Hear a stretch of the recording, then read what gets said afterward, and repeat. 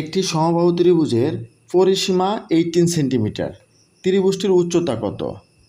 আমরা জানি কি সমবাহু ত্রিভুজের উচ্চতার সূত্র কি? √3/2 ইন্টু বাহুর দৈর্ঘ্য। আমরা কি এই বাহুর মান জানি? যেহেতু আমার বলা হয়েছে যে সমবাহু ত্রিভুজের পরিসীমা হচ্ছে 18 সেন্টিমিটার। আমরা জানি কি সমবাহু ত্রিভুজের 3 বাহুর দৈর্ঘ্য কি সমান, আর এই 3টি বাহুর যোগফল হচ্ছে কত আমার 18 সেন্টিমিটার। তো এই 3 বাহুর যোগফল যদি 18 সেন্টিমিটার হয় এবং এই 3টি বাহু যদি পরস্পর সমান হয়, তাহলে প্রতি বাহুতে আমার পড়বে কত মিটার করে? 6 মিটার করে। ওকে, অর্থাৎ এক বাহুর দৈর্ঘ্য হচ্ছে আমার 6 মিটার।